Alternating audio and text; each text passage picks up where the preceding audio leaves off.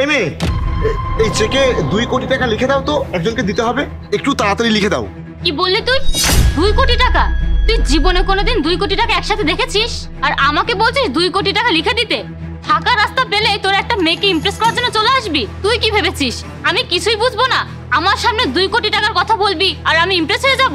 আরে ওই মেয়ে, আমার এতটাও খারাপ সময় যাচ্ছে না যে তোকে আমি ইমপ্রেস করতে যাব।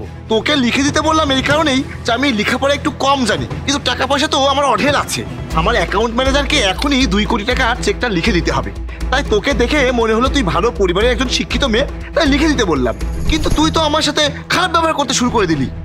আরে তুই বেশি কথা বলার চেষ্টা করিস না, ভুলে যাস না আমি তোর মতো ছেলেদেরকে দেখে এমনিতেই ইমপ্রেস হব না। আর কি বলছিস অ্যাকাউন্ট ম্যানেজার? আরে তোরা তো প্রতি মাসে অনেক মুশকিলে হয়তো 7-8 হাজার টাকা ইনকাম করিস, আর এখানে আমার সামনে কোটি টাকা ঝাড়ি মারছিস।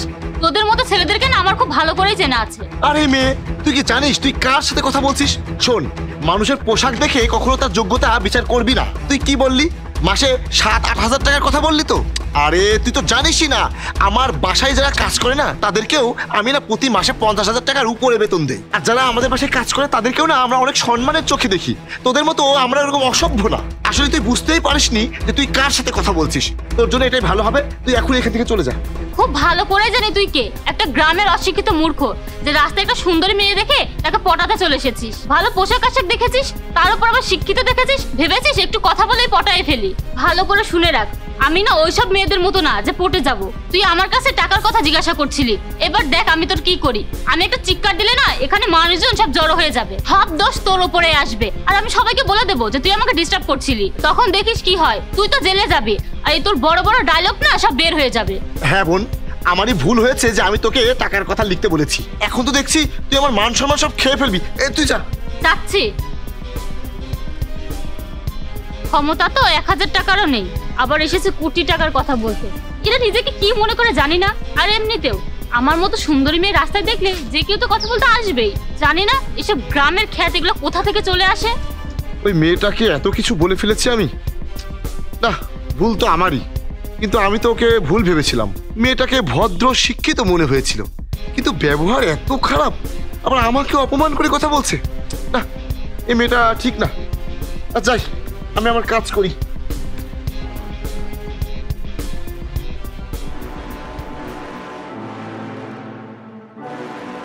কি অবস্থা এই প্রজেক্টের? চলে এসেছেন স্যার আপনি? স্যার এরা 50 কোটি টাকার কথা বলেছে, আমি 40 কোটি টাকার কথা বলেছি। এখন দেখা যাক কি হয়। আর তুহিন, তোমাকে তো আমি বলেছিলাম একজনকে লাগবে একটু কাজের জন্য। স্যার আমি একটা মেয়েকে চিনি, ও 10-12 ঘন্টা কাজ এমনিতেই করে দেবে। ওকে 20,000 টাকা বেতন দিলেই হবে। আরে না না, কি বলছো? এত কম কেন দিব?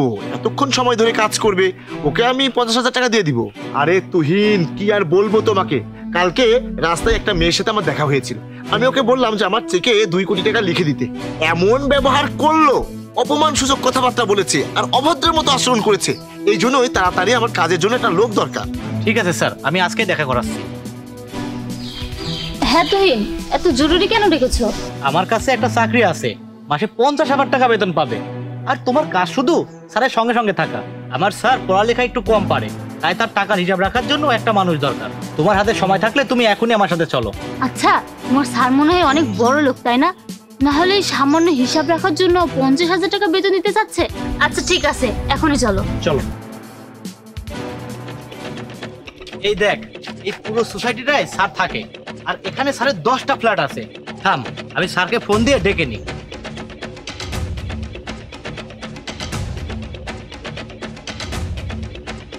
হ্যালো স্যার, আমরা সোসাইটির মধ্যেই আছি, আপনি তাড়াতাড়ি আসুন। না না স্যার, উপরে গিয়ে আর কি করব, আপনি তাড়াতাড়ি আসুন।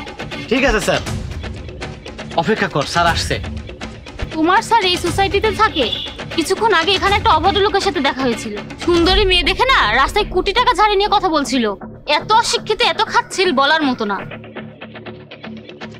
স্যার চলে এসেছেন আপনি? আরে অশিক্ষিত মূর্খ খ্যাত, তুই এখন আবার চলে এসেছিস আমাকে দেখে আমার সাথে কথা বলতে? তোর তো লজ্জা হওয়া উচিত। আর কয়টা মেয়ের পেছনে লাগবি? 1 মিনিট তুহিন, তুমি এনাকে স্যার কেন বলছো?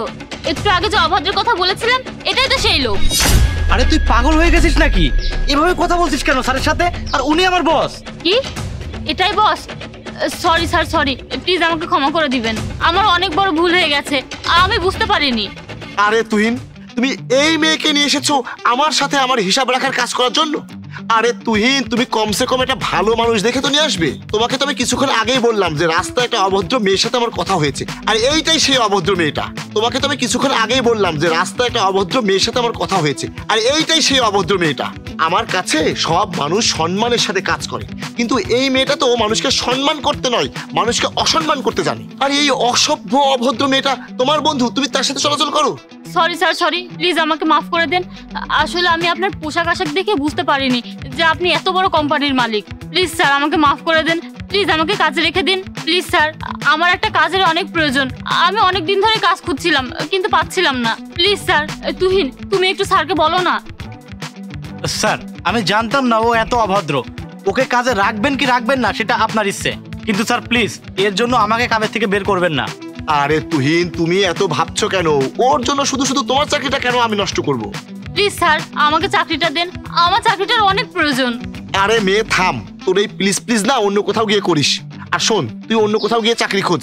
তোর মতো মেয়ে না আমাদের এখানে চাকরি করতে পারবে না। তুমি সেখানেই যাও যেখানে তোমার মতো অভদ্র মেয়েরা কাজ করে। আমার এখানে তোর মতো মেয়ের চাকরি হবে না।